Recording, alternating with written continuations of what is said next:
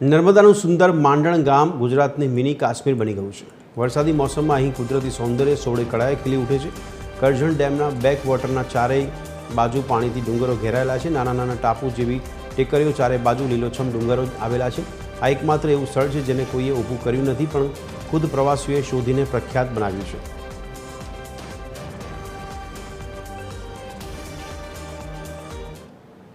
મને ઘણું સારું લાગ્યું। અહીંયા ઘણી પ્રાકૃતિક રીતે ફરવાનું બહુ સારું સ્થળ છે માંડણ ગામ।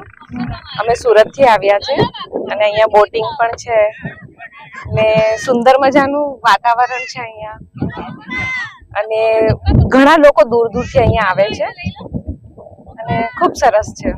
અમે વડોદરાથી આવીએ છીએ ફેમિલી સાથે। વડોદરામાં તો બહુ ગરમી છે, વરસાદ પડતો નથી, પણ આ જગ્યા અમે કેટલાય ટાઈમથી શોધી રહ્યા હતા કે કોઈ સારી એવી જગ્યા મળે જ્યાં પહાડો હોય, સુંદર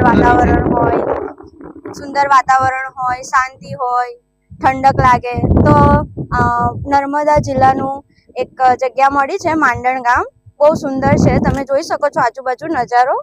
રિયલીમાં બહુ સારું છે। તમે બધા આવો ફેમિલી સાથે, એન્જોય કરો।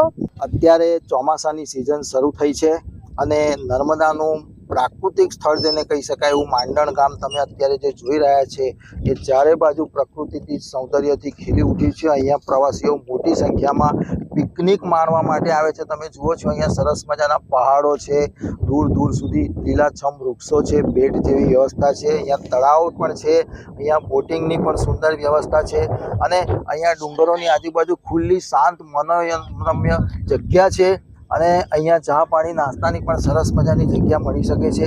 એટલે તમે જોઈ શકો છો કે તમે અહીં ગાડી ચારે બાજુ સુંદર મજાનું પ્રાકૃતિક સ્થળ છે જેને જોવા માટે મોટી સંખ્યામાં અહીંયા પ્રવાસીઓ ઉમટી રહ્યા છે। ઓછા ખર્ચે સુંદર મજાનું પિકનિક સ્થળ જો અહીંયા માણવું હોય તો આ નર્મદાનું માંડણ ગામ છે। દીપક જગતાપ, TV13 ગુજરાતી, હકથી ગુજરાતી, નર્મદા।